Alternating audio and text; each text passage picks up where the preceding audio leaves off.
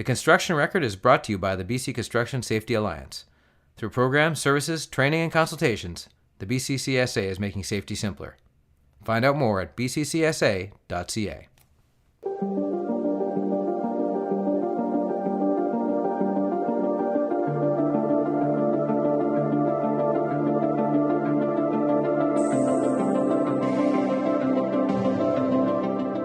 Hello, everyone, and welcome to the Construction Record. This is episode 101 in the year 2020, and we're going to be celebrating the wrap-up of this crazy year with our Year in Review podcast.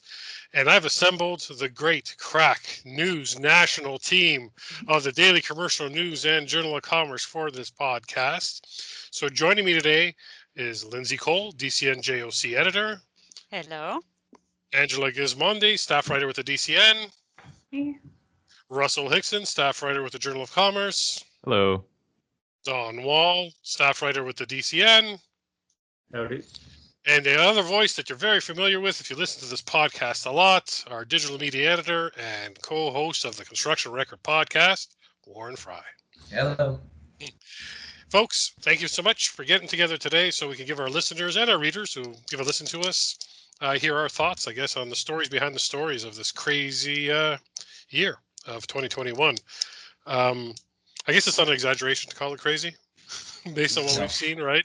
I think it's mild. I think that's mild, actually. Right. So, what I thought would be a benefit for everyone, because I think back to the year in review we did last year in our stories, and obviously no one ever really has a global pandemic on the horizon as things that could impact your stories and your editorial strategic planning in the year ahead. But it did happen. But we didn't start out the year focused on COVID at all. For a couple of months, it was all business as usual, BAU, as they say. And I think maybe that's kind of one of the areas I wanted to start off with. And anybody jump in on this. But the first question I would put to you all is, what issue or trend or topic were you curious about or looking forward to covering this year in 2020 before COVID-19 erupted and took over all our lives? Feel free to jump in, whoever wants to jump in. I can jump in first. We were going to go down to Vegas and cover Con Expo. That in and of itself would have been cool. But I mostly was looking forward to seeing all the new technology, which at something like that, you'll see that robot that Boston Dynamics created. I wanted to see all that stuff so I could write a whole bunch of stories and do a bunch of videos about all the crazy tech that I would actually have in front of me for once, as opposed to just hearing about it. And that obviously did not happen. Instead, I know my webcam intimately. Don't we? Well, Vince, yeah. What I was interested in at the start of the year, truly, there was a lot of infrastructure money that was going to be spent on major transit projects at the start of the year. So we were looking ahead for Go RER electrification. That was going to be, in the tens of billions of dollars. So, you're thinking of what's really going to impact the construction sector in Ontario. So that's, it was going to be in three phases. I think one thing that's notable about this year is the absence of any kind of discussion on that. Like, there's the case study, the business case that they made for it still hold. In the meantime, everybody, there's been a lot of emphasis on saying all the subways in Toronto, the $28 billion being spent on those subways is still coming along stream. Hardly anything said about Go RER project. I just looked it up and they say, okay, procurement for that, 4 teams bidding to the RFP process. So that's something that was kind of missing in action this year. That was something you're looking forward to, Don. That was that kind of rollout of that infrastructure funding. Right, perfect. Yeah. Yeah. We'll go around the horn here still. So whoever wants to jump in, go ahead. I kind of bring a little bit of a different perspective, given that I was sitting on my couch enjoying my little one at the time. So when I came back from mat leave, obviously it was a completely different climate than I had anticipated. However, when I was kind of watching the DCN website stories fly and stuff when I was off, I was looking forward to coming back and kind of seeing how some things evolved while I was off, including on the Western Front community benefits agreements, which ironically still played out in 2020. So, Yes. it's kind of cool to still see that transpire, but albeit a very different climate. On the DCN side, as Don kind of alluded to, there were some major projects that when I left that were kind of just little tricklings of an idea. And then they started to become more tangible as I saw the year unfold. And then all of a sudden there's just like, well, no. So it's just kind of interesting to see how much the pandemic truly changed things. Russell Ranch? Go ahead. I was looking forward to the Fitzpatrick trial, albeit that's a specific one. And I think with what we saw in the past few days with workers dying, I know you guys had some horrible incidents in Toronto. We had a horrible incident in Calgary. Construction's a dangerous industry. And we were going to have a trial in November about a worker that was killed on a site, a criminal trial. And that's been delayed until 2021. And I thought that was going to be really, really interesting. And I think the courts got really messed up because of COVID. It's difficult. They had to figure out how they're going to do that. So that delayed things. And then there was also an extradition issue with that case. But I was really looking forward because I thought that could be a really important thing for holding employers accountable for what happens to workers. So we'll have to wait a year to see what happens there now. Sure. Thanks, Russ. How about you, Ange? So for me, it was the mental health issue. I don't remember if it was at the end of last year or the beginning of this year, but Vince, you tasked us with coming up with an individual project or series for the year for 2020. And I had kind of gotten the ball rolling on that, and I started reaching out to people like organizations like Threads of Life, and they had actually gotten me in touch with some of the families of workers who had lost their lives to either mental illness, drug addiction, or suicide, which has been a big problem in the industry for years. And I wanted to do kind of a deeper dive and speak to their families. And mental health is obviously still a huge issue right now. Actually, one of the first stories I did when COVID hit was mental health, but it's just taken kind of a different path for me. So I'm still doing those kind of stories, but just in a different way. See, I find it interesting. Right now, as we record this podcast, we have our polls up, on LinkedIn and Twitter for the DCN and JOC. And we're asking, our followers, COVID aside, which of these 4 topics is the one that had the biggest impact in construction? And I think about even myself when I'm planning ahead for this year, because we were going to have that handoff between Lindsey and I as she came back from mat leave. And looking and listening to you folks, there's one issue that's on those polls, that percolated during the COVID crisis, during the pandemic, and that has to do with racism in construction. Not that it's something new. It's not like we discovered now that there's racism in our industry, but the way the issue percolated in the middle of that social furor in the States with Black Lives Matter and everything else happening, it was interesting to watch our industry kind of respond to that, and it wasn't on the map. I think back to answering the question that I posed to all of you is like CBAs was one of the things I was curious to see how that was going to play out. Mental health, that was a big thing at the back end of 2019, especially in the fall during the conferences. Mental health in the industry tools, to deal with it. So maybe it was a kind of an interesting harbinger, or like an omen in a way, right? But at least the industry started that conversation on how you deal with mental health for your workers, because certainly COVID has been a stressful time. We're not immune to it as well as our news team and our company, right? Mental health wise, it's been a tangible issue to tackle, right? So very interesting. How about so then you got COVID and it comes out March 14th, everything starts to kind of slowly start falling apart here in Canada. You know what I mean? Our way of life starts to change. And I'll put it out there, whoever wants to answer first, but it's been about 9 months now, 10 months of this. What has surprised you about how construction has dealt with the COVID-19 crisis? I would say how quickly they responded, given how slow at least they have a reputation for being slow to change. They changed pretty quickly, although they had to change less than others, I guess. So, but still, the turnaround was pretty impressive. What do you mean by change? What I mean, in terms of safety on the site and having to just basically adapt to this thing. Like, nobody knew what was going on. They're like, well, we're just going to have to do this, that, and the other thing to adapt to it. And they mostly did after they were declared essential.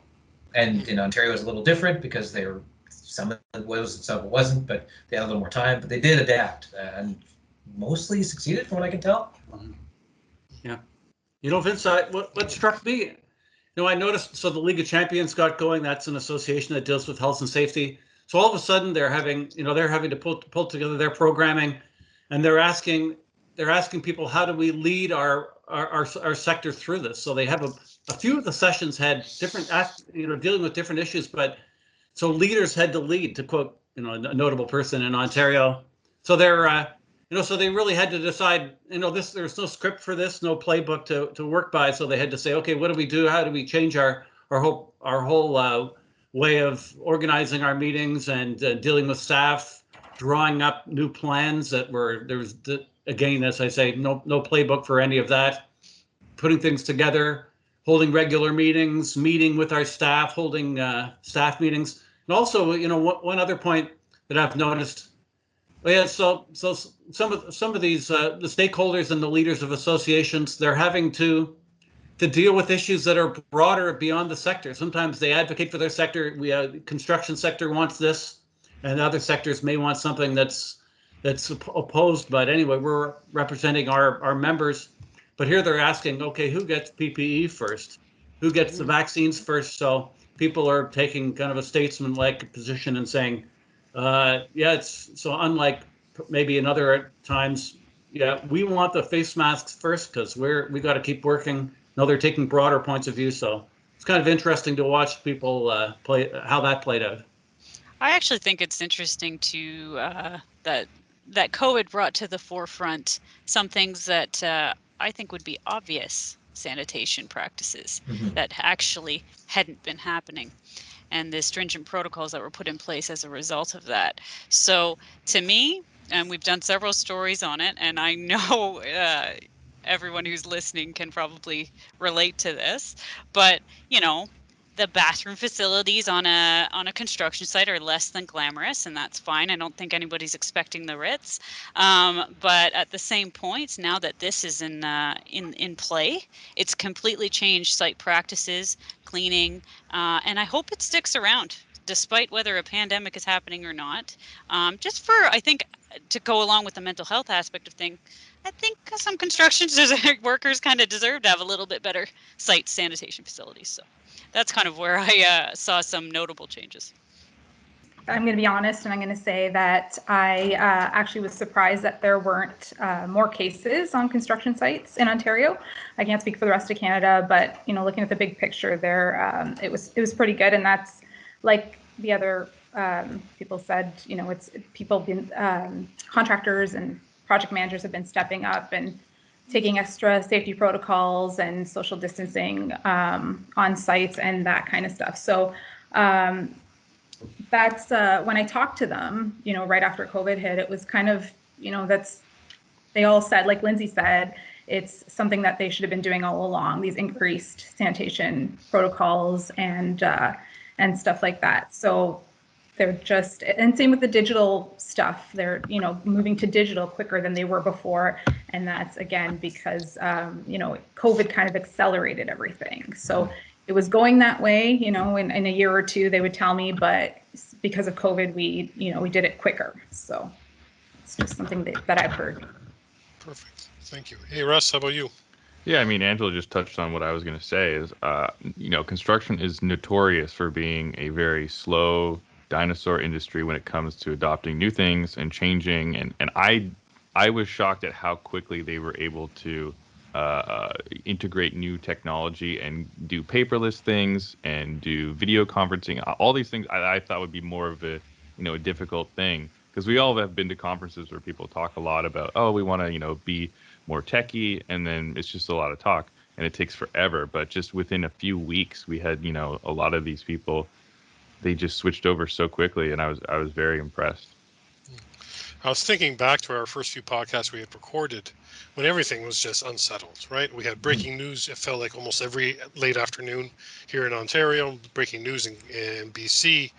And we would record our podcast. And I think back to a couple podcasts Warren, Russ, and I recorded. And we were talking about that wave, the shock and awe factor of the beginning of COVID taking place, and all of us figuring out what to do in our personal lives, let alone professionally. the shell shock. And then with each, then that so happened that our podcast started to go weekly because the demand started to increase. A little bit of, and we've been trying to explore this of late. It was that here we go with the dinosaur kind of industry, but people started listening to us that never did before. And what was the reason why? You try to ask the question. They were latching on to something that they could identify with because they weren't working. Or B, they wanted the latest intel, whatever intel they could get from wherever, because they were pressed with having to make decisions. And I remember in some of those conversations, sorry for the preamble, but this industry is true. Yeah, notoriously, we've all written the stories. Everybody on the screen has written the stories about how construction is late to the game on technology and innovation. At the same time, I think about the people on the screen and we think about the people we've spoken to. We know that in this industry, in a construction site, they can gerrymander and change things on the fly to make it happen. Right, at a physical point of view, like they'll sit back and deconstruct an issue they're having on site and find a solution of some kind, right, to a building problem. So, but that's on the ground level. I always thought about that. That's like at the kind of the ground level, the site soup, you know what I mean, and the workers talking. But to see the kind of executive branch of construction start to finally push that envelope, people we never thought we could ever get on a Zoom call.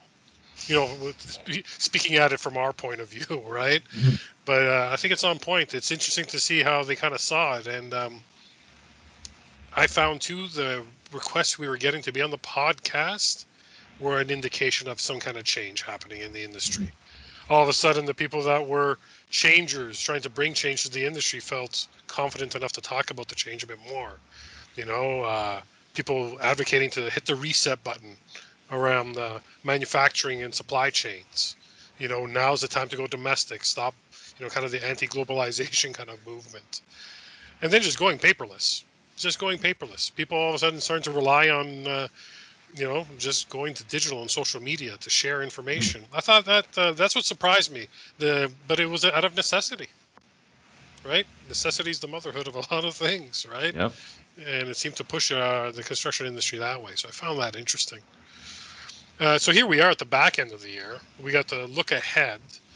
I know in our green room chat with you guys before, one of the questions I said I was going to pose to you all is, okay, looking ahead to 2021, what issue or topic besides COVID are you interested in following through and seeing how it plays out? But I think I have to add another question, is that now that the first vaccine started rolling out yesterday, what in your minds does that present as far as questions that the construction industry needs to tackle or deal with, or does it? Does it present issues? Do we have to look at construction sites, or construction is going to be requiring vaccinations of people before they can come on, like things like that?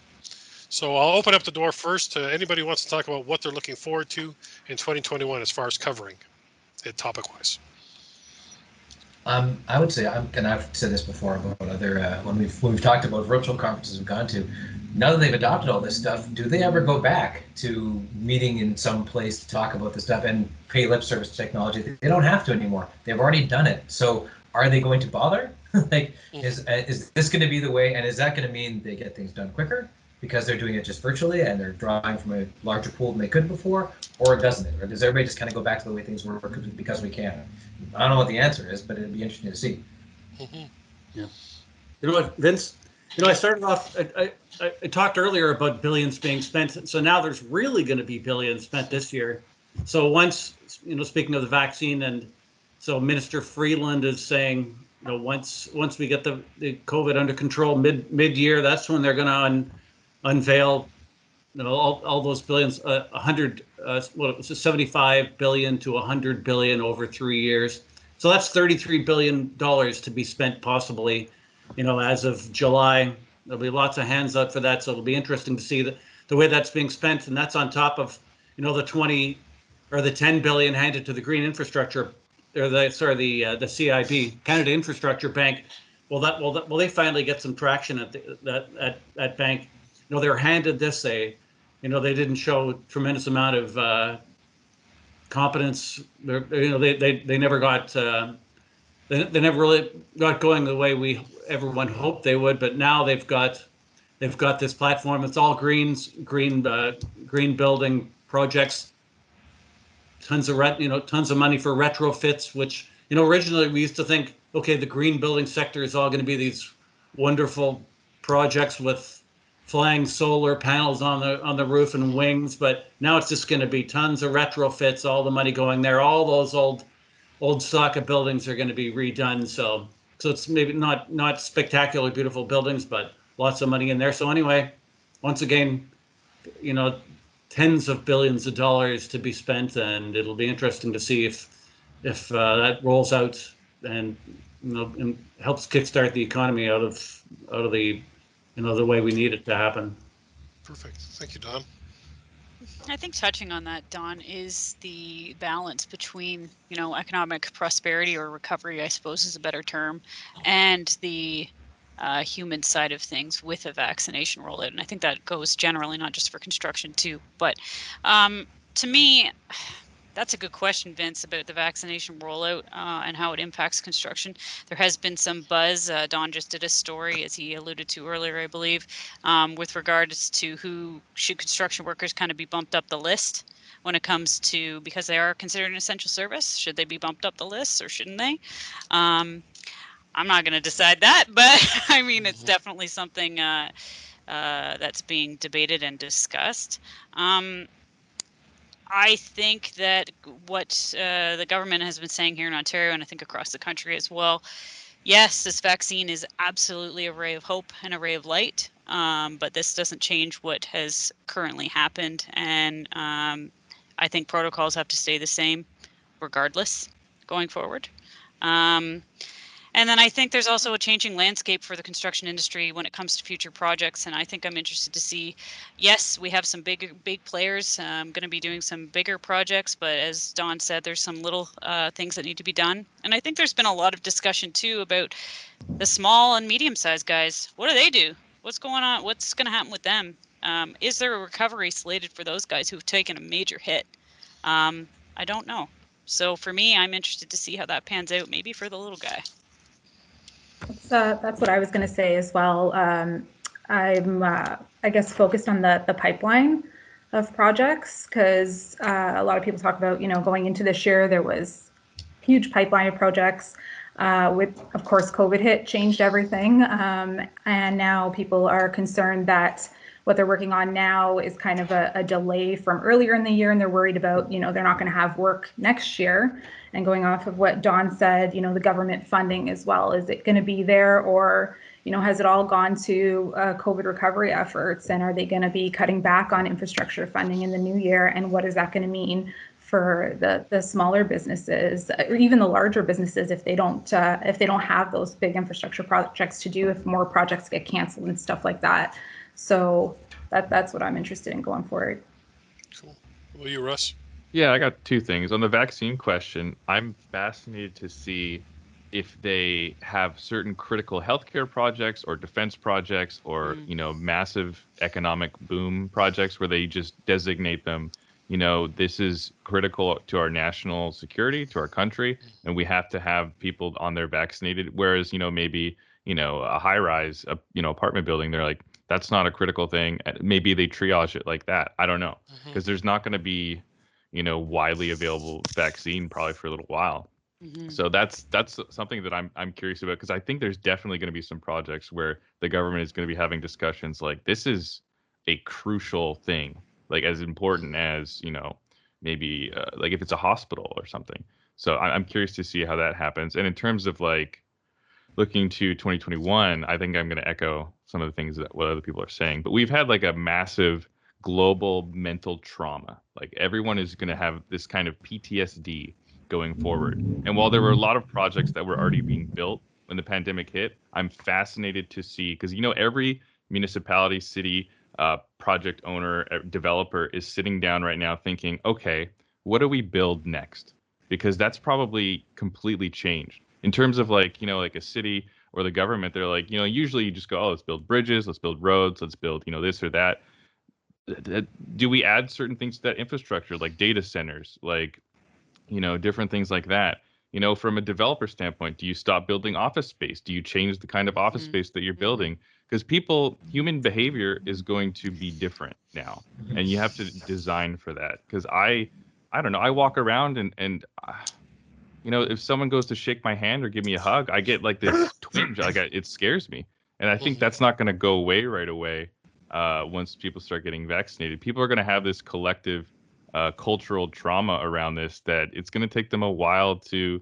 There's been like a mental reset, I think, and the way people behave determines, the way we build things. So I'm really fascinated to see the kind of projects that people decide to build after this. Just like kind to of add to picking that. up. Sorry, go ahead. Go ahead, Warren. No, go ahead. Just to add to that, I'm already seeing budgets being released for 2021 for cities, who are the ones who are going to get stuck with the bill anyway, saying, well, we're going to have less services now because we spent all this money already. So that's going to affect construction or lack thereof as well. People use transit way less because they're traumatized. They don't want to be in a bus full of people, maybe. But then the other thing work from home.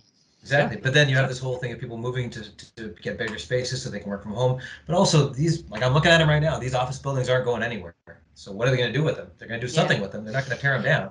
Well, there's been talk about potentially making them into affordable housing if they can. Which in Vancouver specifically would be a great idea. That's already happening in Alberta. I just wrote about they had a hotel. No one's staying in hotels. That's so right. they turned it into seniors housing. So I think, you're right. We might see a lot of repurposing. I see a kind of convergence, picking up on that, the reset that you mentioned. Conversions of, there's been this other crisis that's been happening in our lifetime. Not to sound like the big tree hugger, but I'm a believer of science. You know what I mean? Climate change. And this industry's been tasked. Every one of you I know have been at a conference, and I've been at them as well, where there's some sort of green building session, forum, speaker, right? And it's always been one of these things on the side here, right? Some of these conferences, if we have them anymore, that goes to Warren's point earlier too, right? Like, are people really going to be missing their networking, in-person networking as they did before, or really that networking on the 18 holes of golf near a beach somewhere? Are they going to miss those little getaways? I'm being cynical, but I'm a journalist, so I don't mind. But back to the climate change question, it's always been something peripheral. Some people have taken it seriously in our industry, some haven't.